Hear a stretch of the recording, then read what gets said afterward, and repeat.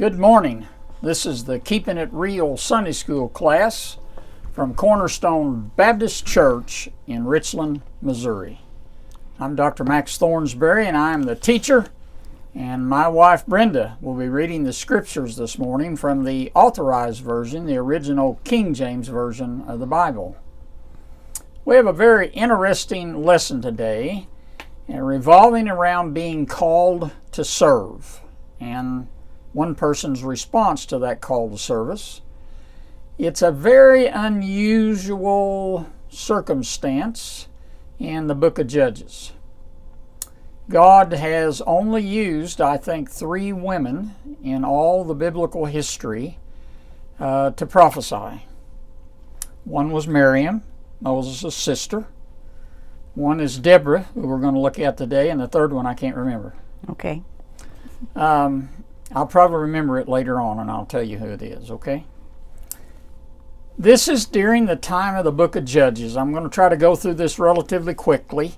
The book of Judges is the period of time when the Israeli people came across the Jordan River, marched around Jericho, and the walls fell down and established themselves in the land of Canaan and in the land of the Philistines. We're supposed to run out all these people, destroy them, and they didn't. The Canaanites were to the north, the Philistines more to the south, the Amorites, the Midianites, the Amalekites all kept going, kept alive, kept a nation, and they persecuted the Israelis, all the way up until the time of Babylonian conquering. Let's talk just a minute about who these judges are. Most of the judges were not prophets. It's a period of time that goes from Joshua to Samuel. Samuel was the last prophet and the last judge, and he was a prophet. And during his service, you'll remember that people clamored for a king, and God allowed him to anoint Saul. Not too far into the book of Judges, we come to a period of time where the nation of Israel has had peace, prosperity, and they've turned back to worshiping idols. The primary idol they worshiped was Baal. And Baal was supposedly the god of thunderstorms. You had to worship Baal to get water for your crops. So they went up on high places, they put up statues, they put up groves. But the most devastating thing about the worship of Baal was that Baal required human sacrifice. And they sacrificed their firstborn children, usually male children, literally in a brass god heated in the fire. They laid their little baby and cooked him alive. Now you can imagine God wasn't too pleased with this. He's a jealous God. They're not to have any idols before them. So there'd be a period of time when they'd be with God, and then they'd swing back and they'd go to Baal, and then they'd swing back and go to God. And during a period of time where they were swinging to Baal, God had chosen not to speak to his people. I think for close to 40 years he had not uttered a word to them, through a prophet or any other. He was mad, literally mad. The Canaanites from Hazor, H-A-Z-O-R, up north of Israel, were a very wealthy nation. They were on a main trade route that went between Egypt and all of the southern part of Israel, right up through Galilee and on up into Damascus. And it was a land trade route, and it made them wealthy, basically. They had chariots. As a matter of fact, the Bible says they had 900 chariots of iron. And they would sweep down on these Israelites who did not have chariots and cause devastation. They'd come and steal their crops, they'd steal their women, they would steal their wealth. And finally, after God being silent, the people have cried out to God. And we start out in Judges chapter 4, verse 1 through 8. You didn't give me that one. I didn't give you that one. Why don't we wait just a minute? Let's talk. Never mind. Let's go to Judges chapter 4, verse 1 through 8. Joshua, Judges, and Ruth.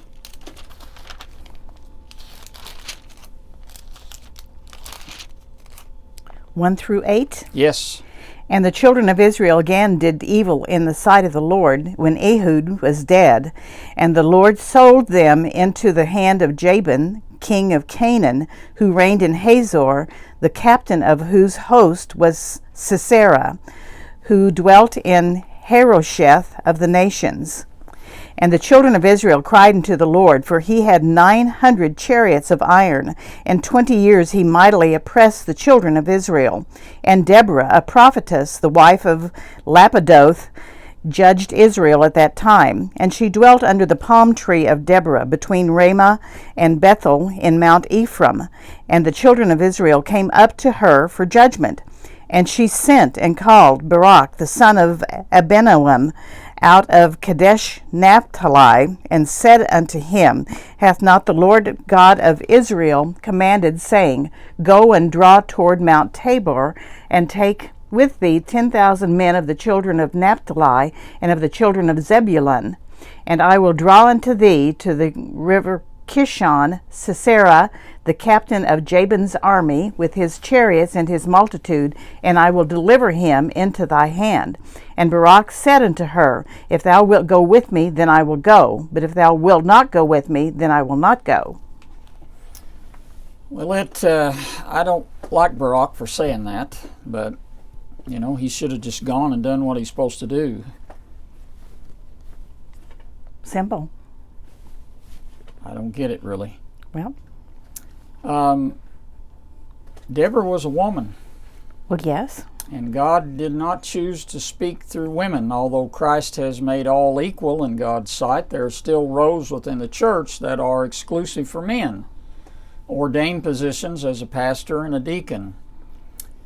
Prophesying means literally speaking the word of God. That's what that means. She was speaking the word that God had given to her. No man would come forward to do his job, and so God chose a woman. Mm-hmm.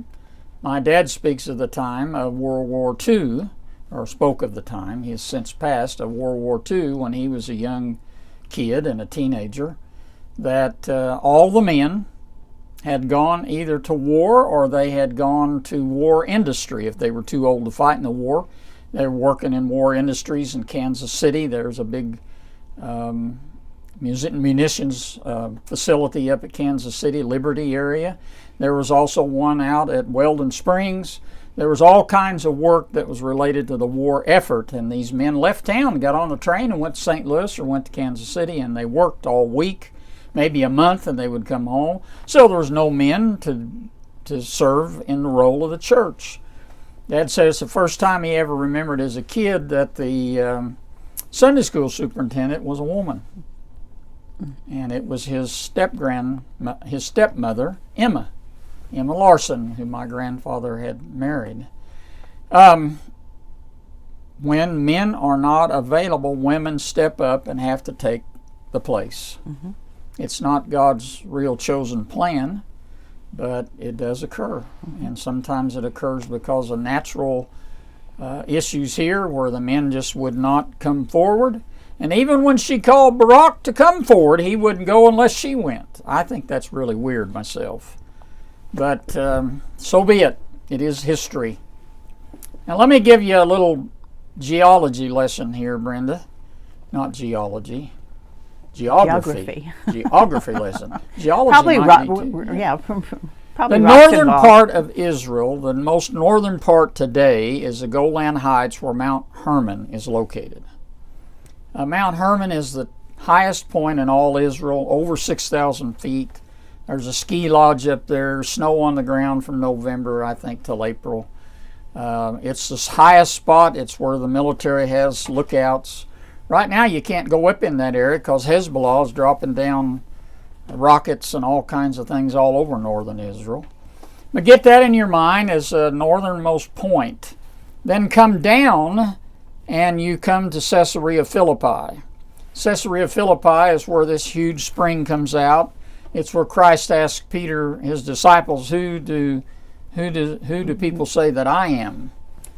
And upon this rock I shall build my church. A very important geographical point. Huge spring comes out of there and runs down into the Sea of Galilee. Some say it's the start of the Jordan River, but literally the Jordan River doesn't start until it exits the Sea of Galilee. But it's the feeder stream, in other words, going into the Sea of Galilee and then coming out the south side as the Jordan River. So you have the Sea of Galilee here. We've talked about it before quite extensively. If you go on the east side of the Sea of Galilee or along this main trade route, you come down and you come a little bit west, and just at the base of the Sea of Galilee and a little bit west is Mount Tabor. Mount Tabor rises up from the valley floor about 1,800 feet, 1,500 to 1,800 feet. Everything around it is reasonably flat because just south of it and east of it is the Valley of Armageddon, the Jezreel Valley, most fertile spot in all of Israel. This Mount Tabor just rises up out of the ground like a dome. It's like you took a big bow and turned it upside down and stuck it down on the ground, only it comes to a fairly significant peak. Can be seen, they say, from Jerusalem on a clear day. Jerusalem is actually higher up in the air than Mount Tabor is high. But a very important location. As you can see here, it's going to be very significant in this particular point of Judges, because Deborah is going to call Barak, and she's going to ask him to take 10,000 men from 2 tribes and go up on Mount Tabor. It has been revealed to her that God is going to allow them to overcome the Canaanites. Now understand, Jabin is the king, and he has sent Sisera, his main general, down there with 900 chariots and this huge army, and they've got just 10,000 men. Historians think that what they brought down with them were about 20,000 men, so 2 to 1, plus all these chariots, big fine plain there.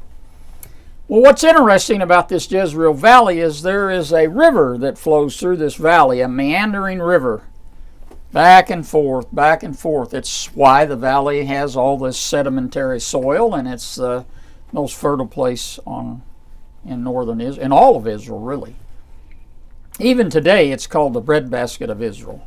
Lots of orchards, all kinds of crops, just phenomenal. Greenhouses everywhere.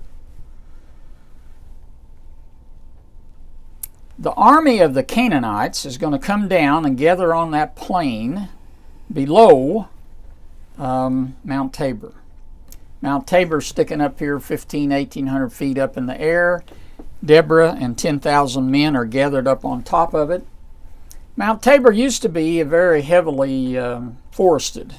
It was actually a source of forestry land, of lumber for the kings, and it was preserved that way. Well, later on, after the time of Christ, they cut everything off of Mount Tabor to make charcoal, like they do in Haiti. Mm-hmm.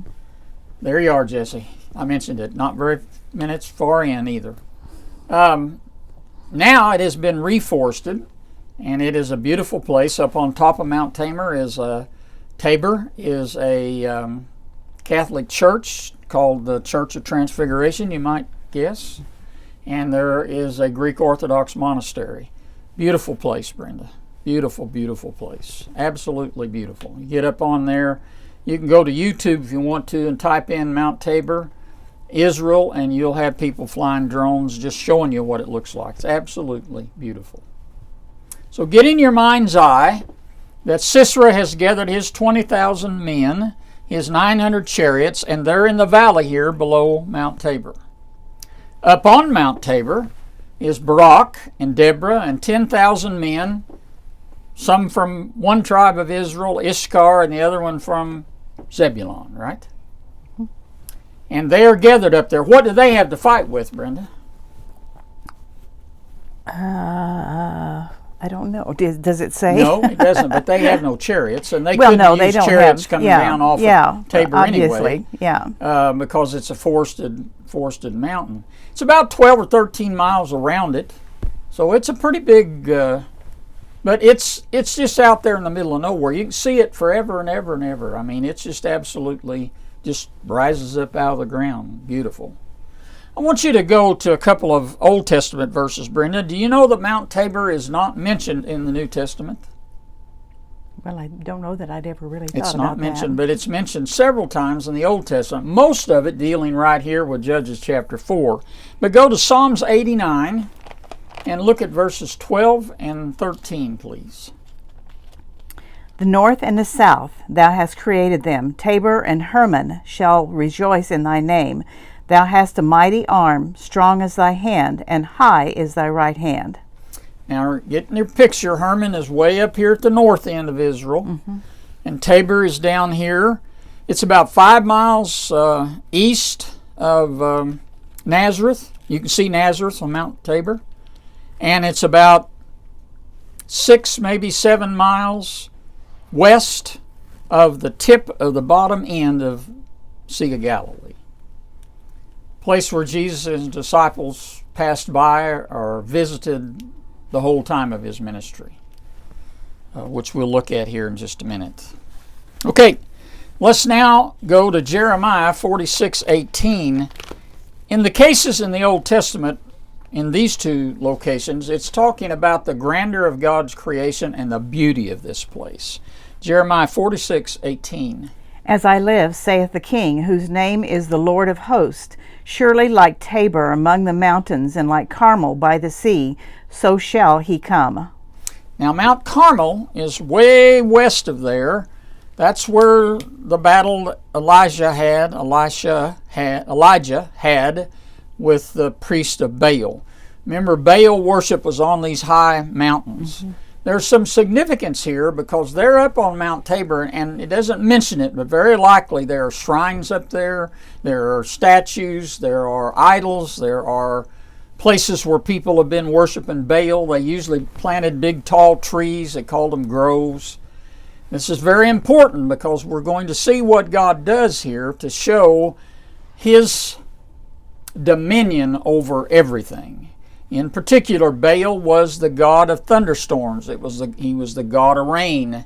He was depicted with a lightning bolt in one hand, and rain comes from Baal. And so when they would have a drought, they'd have a little issue, they would all go back to Baal because Baal was going to provide him rain. Instead of looking to God to be the provider of the former and the latter rains, they would waver and go to Baal, a false god, and pray to Baal and offer their children to Baal and make their children pass through the fire. All these things in order to get rain for their crops, so they thought. Now picture this.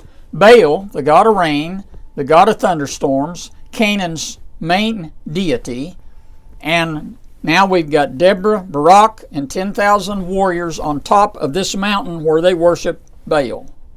Over here at Carmel, they're worshiping Baal. And later, in the time of Elijah, he's going to have his great battle there, and he's going to defeat Baal. Keep that in mind as we read these next verses, because this thunderstorm is going to be very, very significant. 12 through 16, Judges chapter 4.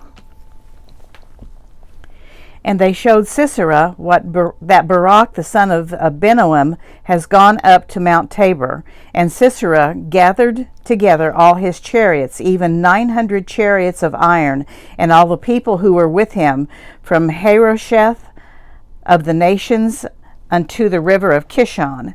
And Deborah said unto Barak, Up, for this is the day in which the Lord hath delivered Sisera into thine hand. Is not the Lord gone out before thee? So Barak went down from Mount Tabor, and 10,000 men after him. And the Lord routed Sisera and all his chariots and all his host with the edge of the sword before Barak, so that Sisera alighted from his chariot and fled away on his feet. But Barak pursued after the chariots and after the host unto Harosheth of the nations, and all the host of Sisera fell upon the edge of the sword, and there was not a man left. Now, what do you think happened down there to Sisera? Why don't you go back and start with verse 9 and read down verse 9, 10, and 11, same chapter. And she said, I will surely go with thee, notwithstanding the journey that thou hast takest shall not be for thine honor, for the Lord shall sell Sisera into the hand of a woman. And Deborah rose and went with Barak to Kadesh. Now, Is that all of it? No. Okay, keep going. And Barak called Zebulun and Naphtali to Kadesh, and he went up with 10,000 men at his feet, and Deborah went up with him. Now Heber the Kenite, who was of the children of Hobab, the father-in-law of Moses, and had separated the Kenites, and pitched his tent as far as the oak of Zenaim, which is by Kadesh. And then go to chapter 5, read 20 through 21. They fought from heaven. The stars in their courses fought against Sisera. The river of Kishon swept them away. That ancient river, the river Kishon. O my soul, thou hast trodden down strength. I'll read verse 7 in that same chapter. The inhabitants of the villages ceased. They ceased in Israel until I, Deborah, arose a mother in Israel. So what happened here is that you have the two armies gathered, right? You got Sisera and his huge army of 20,000 men, 900 chariots of iron, gathered in this Jezreel valley. You have Barak and Deborah and 10,000 men from Naphtali and what was the other one? Zebulun. They're up on top of Mount Tabor, 1,500, 1,800 feet above this Jezreel valley. What happened? They were destroyed before they ever got there. I mean, they were not destroyed, but the battle. A huge thunderstorm came through. Oh. A huge thunderstorm came. Who's the god of thunderstorms for these Canaanites? Baal. Baal. So, man, here we have Baal, all-powerful Baal. And God sends a thunderstorm. The heavens literally opened. And this Kishon River that runs back and forth through this valley flooded. It's like the Ruby-Doo does sometimes with a big rain. And it put water out all over these fields, these flat areas out here along this river Kishon that the Canaanites were going to use as their battlefield. Mm-hmm. What happened to the chariots? Well, What's it say happened to the chariots? Where did I'm sorry, I don't know. All right, go and read in somewhere in 12 and 16. It tells you what happened to the chariots. Sisera had to get off his chariot and run on foot. Oh, yes, Why? yes. Why? I don't know. I guess it instantly rusted. I'm just kidding. They got bogged down in the mud. Well, sure. You got 900 chariots here, which are the source of their power in battle, and they're useless. They're bogged down in the mud.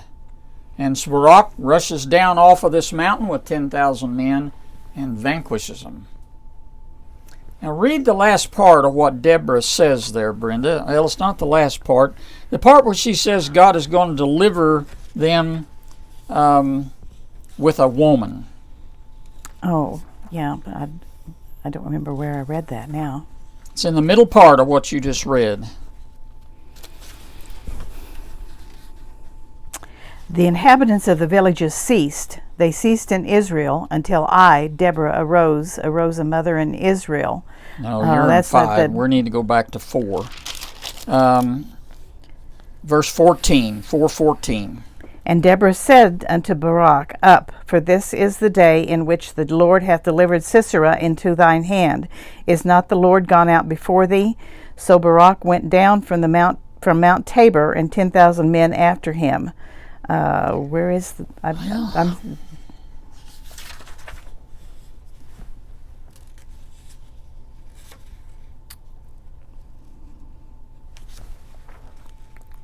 Well, how come you're not coming up with that verse for me?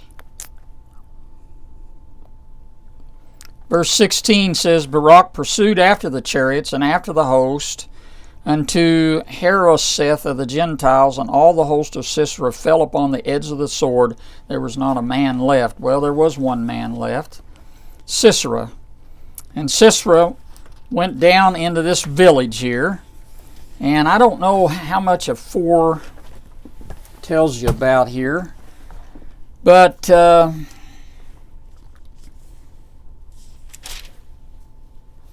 let's read a little bit further here because it's quite. Let's read 17 through 24. Which chapter? Judges chapter 4.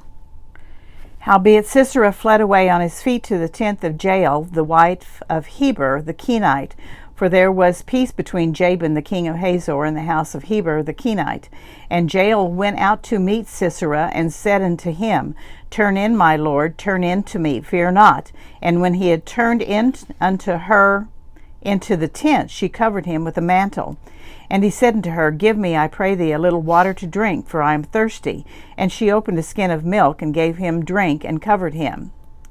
Again he said unto her, Stand in the door of the tent, and it shall be, when any man doth come and inquire of thee, and say, Is there any man here? That thou shalt say, No. Then Jael, Heber's wife, took a nail of the tent, and took a hammer in her hand, and went softly into him, and smote the nail into his temples, and fastened it into the ground, for he was fast asleep and weary. So he died. And behold, as Barak pursued Sisera, Jael came out to meet him, and said unto him, Come, and I will show ye the man whom thou seekest. And when he came into her tent, behold, Sisera lay dead, and the nail was in his temples. So God subdued on that day Jabin the king of Canaan before the children of Israel. And the hand of the children of Israel prospered and prevailed against Jabin the king of Canaan, until they had destroyed Jabin the king of Canaan. Now, chapter 5 in Judges is a song that Deborah wrote. Following that time, the Midianites began to prosecute and persecute the Israelis, and the time of Gideon is going to come forward. Let's go to a New Testament verse, Brenda, series of verses, and we're going to see the significance of Mount Tabor. Go to Luke chapter 9, and we're going to read verse 28 through 36. Mount Tabor is thought to be, and I think there's good evidence to prove it, to be the Mount of Transfiguration of Christ. And I'm going to have you read this particular portion of Scriptures, Luke 9, starting with verse 28. And it came to pass, about 8 days after these sayings, that he took Peter and John and James, and went up into a mountain to pray. And as he prayed, the appearance of his countenance was altered, and his raiment was white and glistening. And behold, there talked with him 2 men, who were Moses and Elijah, who appeared in glory, and spoke of his decease, which he should accomplish at Jerusalem. But Peter and they that were with him were... It should say decrease, not decease. Does it say decease or say... It does say decease. Is that right? I thought it said decrease. Huh? Yes, they're going to speak to him about his coming death, burial, and resurrection. But Peter and they that were with him were heavy with sleep, and when they were awake they saw his glory and the 2 men that stood with him. And it came to pass, as they departed from him, that Peter said unto Jesus, Master, it is good for us to be here. Let us make 3 booths, one for thee, and one for Moses, and one for Elijah, not knowing what he said. While he thus spoke, there came a cloud and overshadowed them, and they feared as they entered into the cloud. And there came a voice out of the cloud, saying, This is my beloved Son, hear him. And when the voice was past, Jesus was found alone. And they kept it close, and told man in those days any of those things which they had seen. Now this, we believe, occurred on the top of Mount Tabor. Others say it had to be Mount Hermon, because it's a higher mountain. But Mount Tabor is a place they would have been well acquainted with, quite commonly went back and forth around it, up to it all the time, and it was a beautiful, beautiful place. What is transfiguration?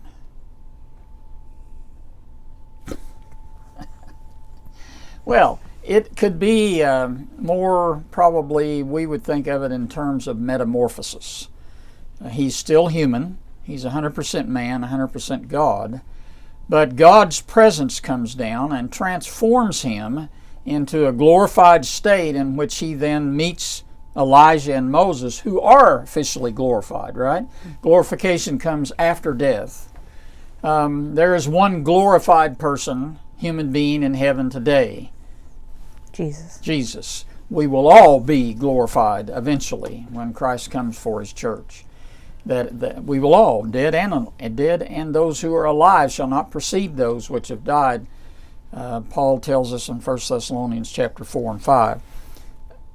These men, in other versions that you would read in Matthew, this is only recorded in Matthew, Mark, and Luke, the synoptic Gospels.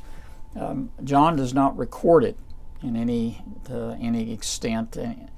John had a totally different purpose, book written in the 90s, 60 years after death, burial, and resurrection of Christ. So, but it is recorded in the 3 synoptic Gospels, Mark first, then Matthew, and then Luke. It is quite interesting. In one of those, it says that those men had fallen asleep. And when they woke back up, they saw Jesus transfigured with Moses and Elijah. He had told them to stay and tarry a little bit here while he went on up to the peak of the mountain. This is a quite significant point in the New Testament because it is the point where James, John, and Peter, God reveals to them without, "This is my Son." They know beyond a shadow of a doubt this is the Messiah. This is God's chosen one. Peter has already expressed this. He's already expressed it at Caesarea Philippi. And who do people say that I am? But this is a confirmation. And what does it say that Moses and Elijah were talking with him about? It says about his death. Decease, about his coming, death, burial, and resurrection. On the side it says, or departure, or exodus. Yeah. So, quite an interesting lesson this morning, Brenda. Tremendous amount of history. If they weren't at war over there with Hezbollah, we could go over and see Mount Tabor. Until that is resolved, you're not going to be able to go over and see Mount Tabor and Mount Hermon and the Sea of Galilee and all of northern Israel, the part where Christ spent most of his ministry in and around the Sea of Galilee. Mount Tabor is a very significant location. It is a very important location.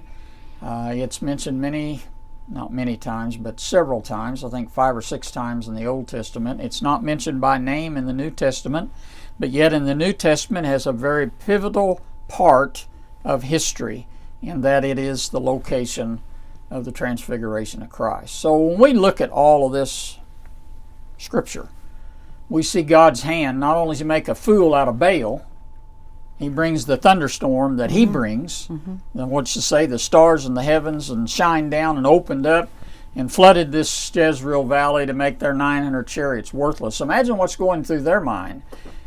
Baal's come, Baal's come, Baal's come, and Baal is their demise. You notice it says not one of them escaped of those 20,000 men, except for Sisera, and you saw what happened to Sisera. Had a tent stake driven through his temple. Yeah, I hate it when that happens. That was the end of the huge, mighty army and the 900 chariots of Canaan. Now the Israelites have chariots. Might have took some teams of horses to pull them out of there, but now they had chariots of iron. And God gave them to him. So Barak, what did he do, Brenda? When Deborah pulled him up out of all of this Israel, her place of judging is down at the Palm of Deborah in the middle of Israel on Mount Ephraim, which is right in the middle of Samaria, quite a bit south of there. And she calls Barak. What does he do? I'm not quite sure where you're going with this. Well, he says, I'll go. As long as you go with me. What does that tell us? What do we gather from that? That he was a wimp? Yeah, no. I think so. He wanted to do what was right, but he was hesitant about doing what was right. He had a trust that Deborah was actually speaking for God, that she was getting this information from God. But he wanted some insurance. He wanted insurance. He wanted proof. If this really is God, then you come and go with me. Not that he needed Deborah to be in battle.